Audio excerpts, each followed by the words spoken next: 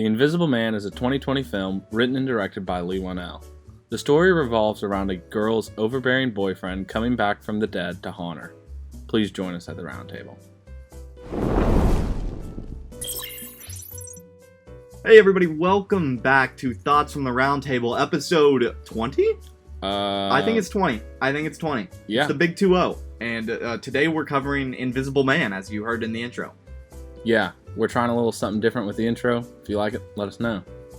And before we, get off topic in the intro, let's just dive right into it. Okay. I think that this is a hot take already. Load the hot take cannon. We're about 3 seconds in. This is the best horror movie that I've seen in 2020 that came out this year. Did any other horror movies come out this year? Yeah. Surely. Have you seen any other horror movies this year? 100% I think I have. I'm sure I've seen one on like Hulu or Netflix or something.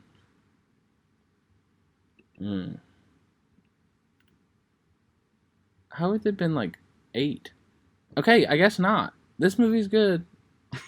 Okay, I'll say in the last year instead of saying 2020. Okay. I'd like to say this is the best horror movie that I've seen in the last year. Really? Yeah.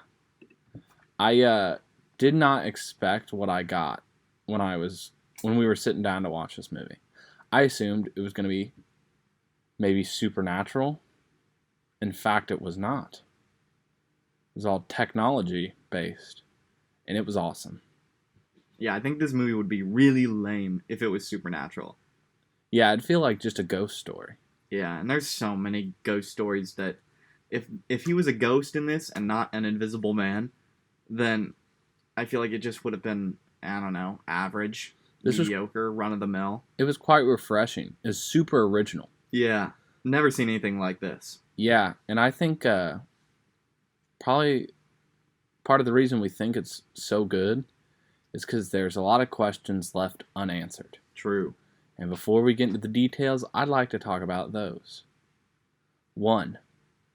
Do you think that her boyfriend was the mastermind? He was the Invisible Man. You think he was? I think he was the Invisible Man.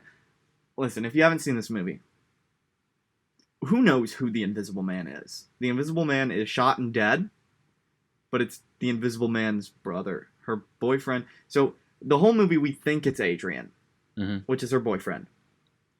We think this man's the Invisible Man. And then she shoots the Invisible Man, and it's revealed that it's not Adrian, but Adrian's brother, the lawyer. And then and then stay with me here, right? It might actually be Adrian, but his brother was framed by Adrian. I think that it was. I think that the movie wants us to know that it's Adrian, because in the very end he said surprise. Yeah. But voice crack. But I do not think logically that it could be. How'd he pull it off? I don't know. He truly is a mastermind. But to play devil's advocate here, if he's smart enough to invent a suit that makes you invisible, he has the plan to figure this out. The problem I have is the why. What's his drive? Is he that in love with the girl? He can't be. Right? Well, you don't show love that way, right? By tormenting them as an invisible man. Yeah, but like he can't let her leave. Isn't that the whole thing? Yeah, but is that love, or is that like psychotic? It's psychotic, but like, because like, or is it love or infatuation? I guess that's why we're having trouble reasoning. Like, it's hard to make a reason out of the cause. His drive makes zero sense. Yeah. That's essentially what I'm trying to say. Yeah. Like, I guess either one, whoever is the one manipulating the other, is truly a psychopath. Honestly, I think she might be the Invisible Man. Listen, not the Invisible Man as in the person wearing the suit, but the Invisible Man as a construct.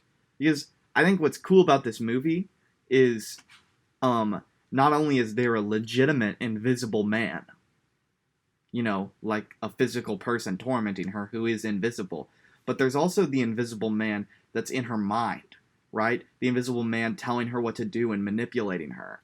But is he the invisible man in her mind, or is she the invisible man in his mind? And I've said invisible man 100 times. So you think that she's like part of the reason she's a certified crazy person? She's a psycho bitch. Yeah, she really is. I'll tell you, listen. She in this movie is the most unlikable character in the entire thing. True. We're supposed to be rooting for this woman. And all I know is what she told me, right? Listen, I'm going to play devil's advocate here. I'm on Team Adrian. Okay. I'm on Team Adrian. Look, we didn't see anything Adrian did. You know what scenes we saw with Adrian? We saw one scene where he was lovingly holding her in bed. Then we saw her sneak out of his house and try running away. And then he punched a hole in a window.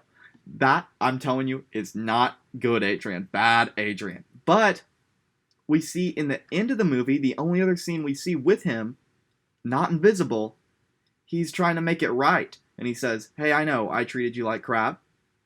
Let's make this work.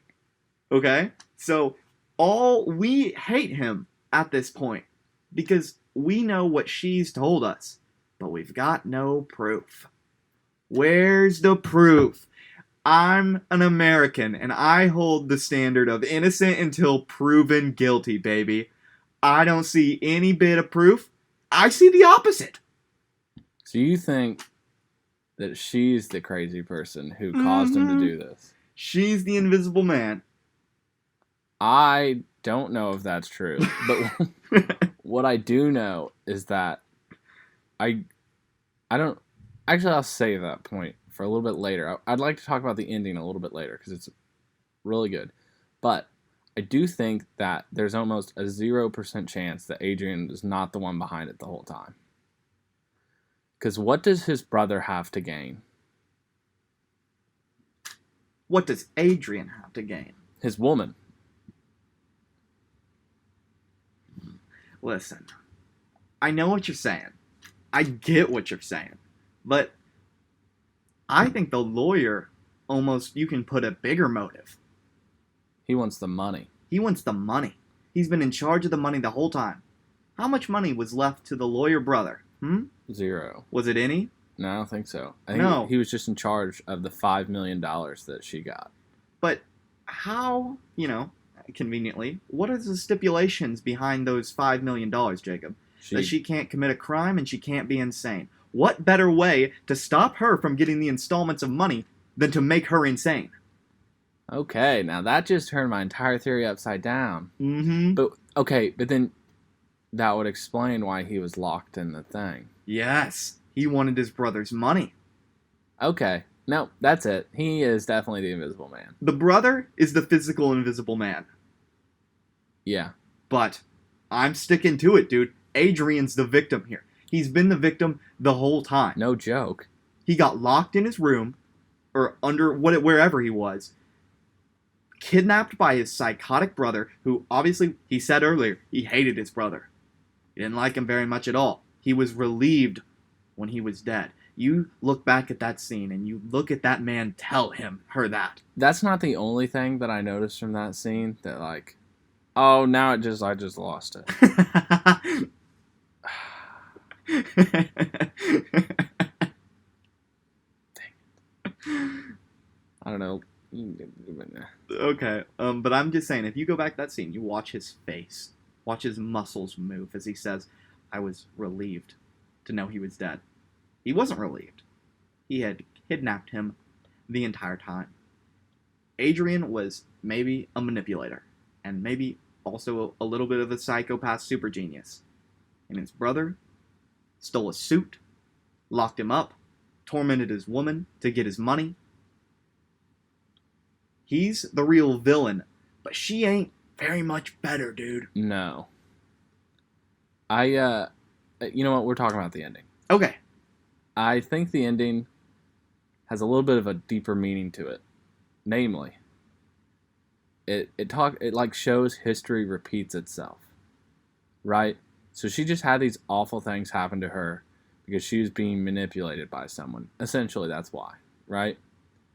And so when she has the opportunity to make things better, what does she do? Kills someone, steals the suit, and starts manipulating the police officer guy, who is awesome and deserves better. He's But got like large muscles. it just shows you like history repeats itself, Mm-hmm. right? And also like towards your point, you cannot trust her. No.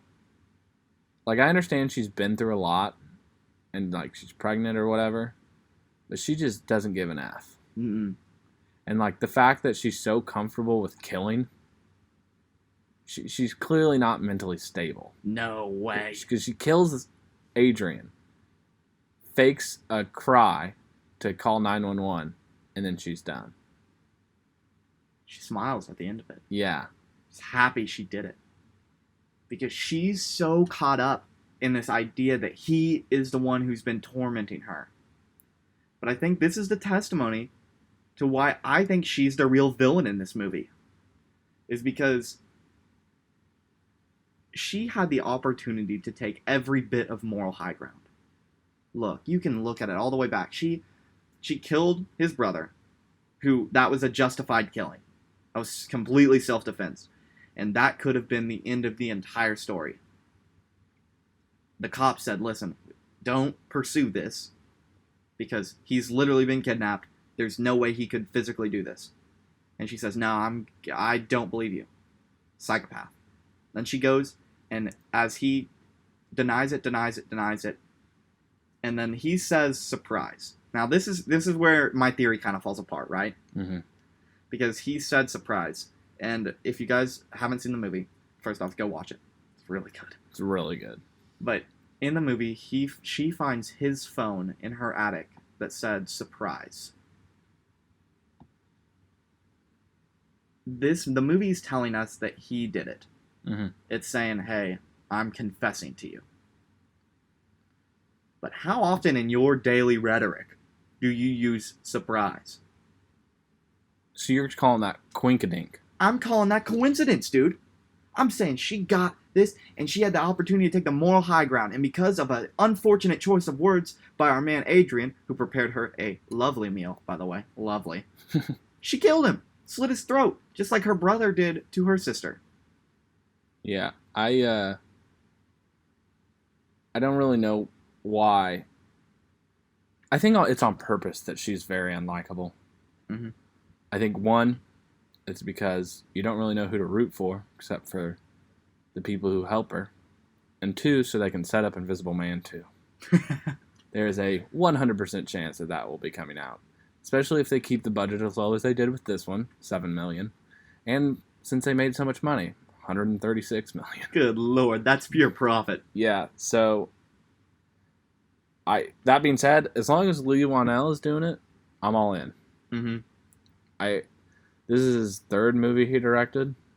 It's this, Insidious Chapter 3, good, Yeah. and Upgrade, which I haven't seen, but I've heard it's really good. I want to watch Upgrade really bad. If you guys want to see us talk about it, let us know, because I would love to watch it. I would love to watch it. Before we get too goofy, there's a couple more serious points I wanted to bring up. One, the cinematography in this movie.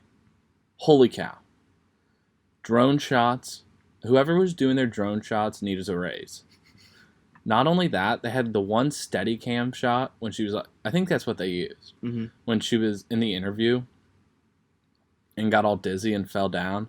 And it was so good. Yeah. Like, to put you in her shoes. The variety of shots they used to get their point across was excellent. And there was the one where the stove set on fire. And it just, like, turned on by itself to make it hotter. And the camera sitting still for, like, a minute. And you just see the fire, like, flame up. And then smoke. And then more flames. And it was a really good shot. And I really liked it. This movie is the very definition of using the camera to tell the story. You know what I mean? I think there's a difference between certain movies who use a camera to, like, just to shoot, and like the story's one thing, and then the camera is a separate entity. But a good movie, especially a good horror movie, melds the two. And when the camera is the medium to tell the movie, or to tell the story, because so many of these shots that they made that create tension, they're just phenomenal. There's shots where the camera just slowly pans and slowly pans, and then we see this in this hallway with nothing in it. But we're left to wonder, is he there? Is the Invisible Man there? Or is no one there? There was a whole scene where the camera was following, like, it looked like if someone wasn't invincible, it would be like in front of you walking down a hallway. But nothing was there. And we're left to wonder, is that there on purpose? Like, was there the Invisible Man walking in that hallway, or was there nothing in that hallway? This camera, there's so little jump scares in this movie. All the fear is real, created by this tension, and the camera is like a part of that.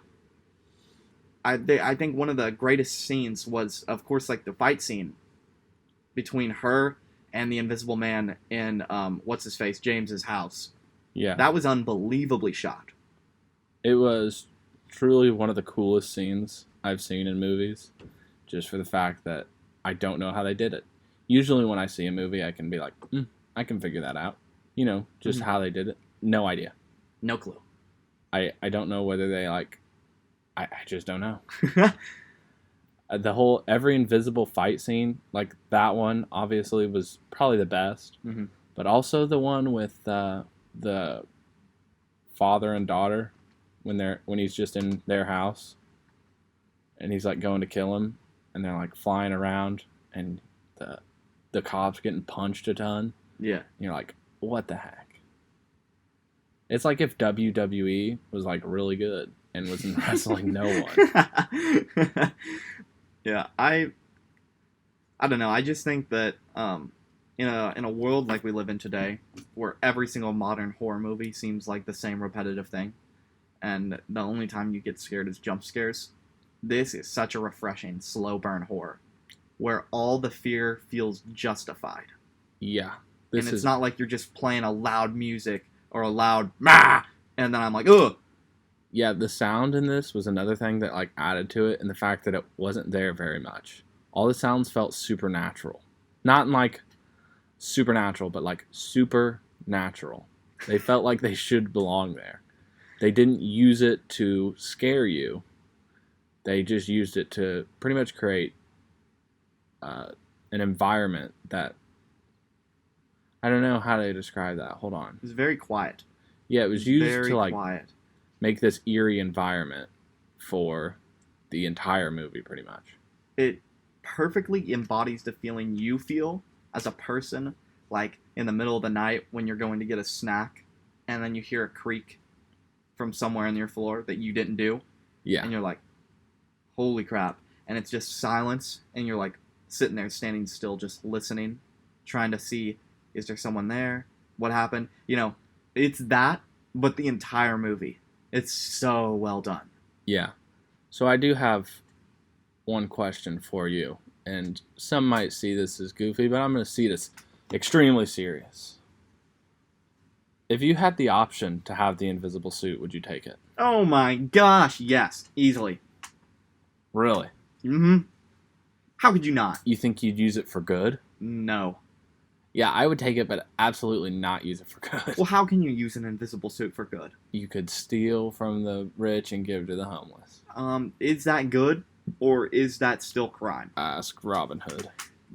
Robin Hood is a dirty criminal. I'll say it. Listen, load that hot take, Cameron. We glorify Robin Hood. We're like, this guy, you know, he took from the people who had too much and gave to the people who had too little. Still taking stuff. Still stealing. I guess you could put him in a jail cell. You could use it to... I don't know. There really is no reason to use it for good. There's a lot of powers you can use for good. Invisibility, that's only mischief. Yeah. As long as you don't kill anyone, I think you'll be alright. Yeah, no, I wouldn't use it to kill someone. But, listen. Imagine, I said this during the movie. If I had an invisible suit, I would just use it to fuck with people. Just simple things. Move your keys. Walk in your room. Sit down on the chair. Do a swivel. Close your door really loud. You'd think the place is haunted. It's just me. Yeah, no. That would be so fun. That would be unbelievably cool to have one, right? For a few reasons. Mm-hmm. One, you can blame everyone you know, or like everything that happens, you can blame on everyone else. Like, okay, so you're at your house and people, like, stuff just keeps getting stolen, right? Mm-hmm. So like, oh, let's install security cameras, right? Mm-hmm. They'll never be able to know it's you. Ever. You could do so much. You think of how much cool stuff that you'll never get to do because you aren't invisible. You could take cars from like dealerships, right? And just take them on joyrides, and then you see someone at a stoplight, you roll the window down, no one's in there. That's what I'm saying. It's the perfect just like screw with you tool. Wasn't that in SpongeBob where they got the invisible spray? Yeah. And they were driving. Mm-hmm. And then they like went down, and then the people were invisible, and they started screaming. Okay, let's just face it. We would do what Patrick and SpongeBob did. Yeah, put it on. Just walk around holding things. Yeah. Wearing a Hawaiian shirt. 100%. Oh, you could do. I think it was the old Invisible Man like movie where he was like permanently invisible, maybe, and he had to wear like a suit and then wrapped himself in cloth so people could see him like a mummy. That's cool. But I wouldn't do that because this is optional. Yeah, no, okay. Here's the real question. If you had the choice between being invisible, but you had to be invisible forever, or never being invisible, what would you choose? 150% be invisible forever. You think so? Yeah. I can wear long sleeves. I mean, that would be cool. Like, no one could see you. You would never have to care about what you look like. Just what clothes you wear. Yeah. And you could steal stuff all the time. I guess that's also true. If you want to be a criminal. You could also make... You could go to the movies for free. Just walk in naked. Yeah. That would be the real power move. Would you have to wear sunscreen? I don't think so. Because if not, it would show up. Oh, you'd get burned. No. The sunscreen. The sunscreen would show up. I don't know. I feel like you'd have to be naked, though, all the time if you wanted to use your power. Which is creepy in and of itself, in a way. But if you're always invisible, then are you ever naked? No, yeah. You're still naked. Not to get personal here, but what would your family think? Like, if you just were like, hey, I'm invisible now, they'd be like, what? I think that they would have a slightly different reaction than just like a, what? They'd be like, how? Genie. I don't know. I feel like my mom would, I don't think she'd care. It'd be funny. Like, as long as they still knew you were there, like, you put on a shirt when you were going somewhere, it wouldn't be the end of the world. It would be a little scary at first. It'd be something to get used to. Yeah. I mean, it'd be a hard, especially like if you were married, it'd be really hard. Yeah. Like if you were visible one day and invisible the next. I mean, I'm sure that wouldn't go over well with the wife. No. But you could just wear a mask. That's a good point. You could get one of those like eerily realistic like human masks and just wear that. Or you could get a Spider-Man mask. That also.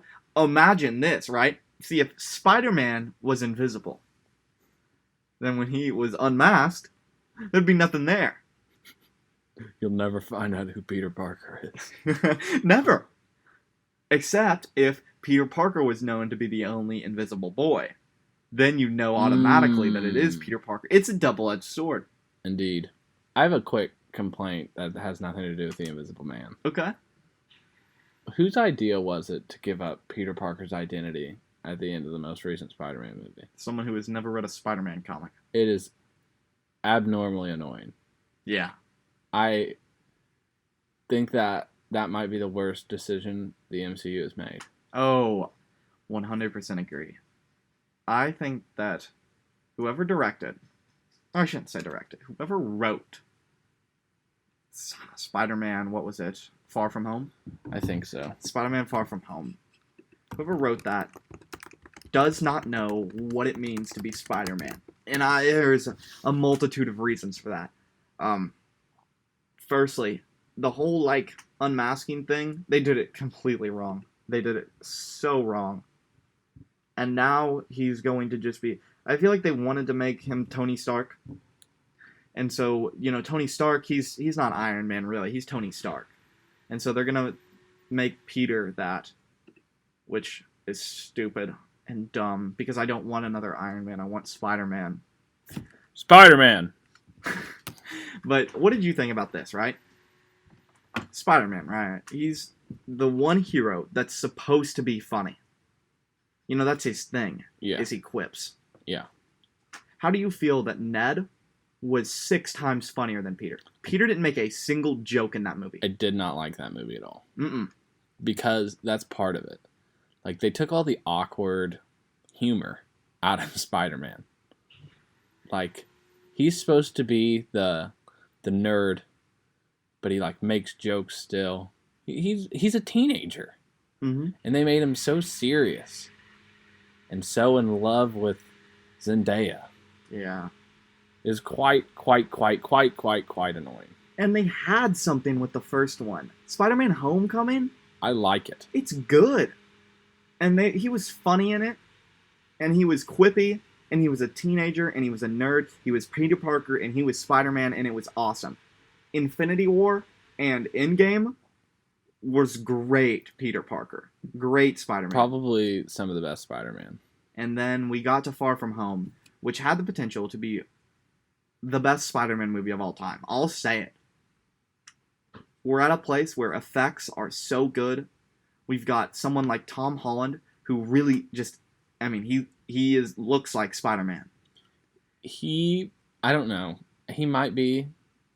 He's a great Peter Parker if they let him. Yeah. And a great Spider-Man. He's got like the physicality of it too. Yeah. Which, like, where you went wrong on the last 2 Spider-Men. The first one had the Peter Parker. He didn't feel like a Spider-Man though. Yeah. And Andrew Garfield did not look like Peter Parker, but was good very Spider-Man. Yeah. And now that we finally have one that's both, it's trash. Yeah. We get one that's both, and then we get someone who obviously doesn't know what Spider-Man is and just wants to make him Iron Man Jr. And that's so disappointing. Sad. Especially, this is off topic. Oh, yeah. That's way off topic. Sorry if you wanted to be here for the Invisible Man. Now we're talking about Spider-Man. It's just in the name, man. I think it's the suit thing. Okay, real quick, though. One of the coolest suits I've ever seen. Mm-hmm. The fact that it's like basically lenses all over it. That's what it is, right? Yeah, it's camera lenses. How much do you think that costs? Probably more than you have. I would say so. Lots of suits are more than I have. And they don't even make you invincible. I'd say a couple million. Yeah. Minimum. It's Minimum a couple million. I want to know more about Adrian. We didn't get to know him enough. Adrian seems like a really cool dude to like, or a really cool person in that universe. Because, like it or not, this universe is set in, like, regular life. And he's like friggin' Tony Stark, living in a mansion, creating, like, super nanobots. Yeah. Why can't we get more of that? I don't know. I did not expect to have this, like, tech story going into this, but boy, am I glad they did it. Sadly, they didn't go too much into it. I think that's the only flaw with this movie, is they didn't dive into the tech more. Yeah. Because, I don't know, we had a lot of scenes, which, in retrospect, are good. Because it's that slow build, There are a lot of scenes that are really slow. Which is on purpose, but if we, shortened them a little bit and dove more into tech, I think it would have been a more appealing movie to me. Oh, yeah. It would have been very appealing to us. Mm-hmm. So, before we wrap this up, unless you have anything more to say, Nah. before we wrap this up, I'd love to hear what you thought this movie was out of 10. Oh. Oh man. Okay. Probably an 8. I was gonna give it an 8 as well. It was truly is one of the best. I don't think 9 should be thrown around willy nilly. Yeah. I don't think there is a perfect movie, but I don't think 9 should be thrown around willy nilly. So I would like to give it an 8 and put it as probably a top 10 horror movie for me. Dude, that is what I was just about to say. As a regular movie, I think it's still an 8.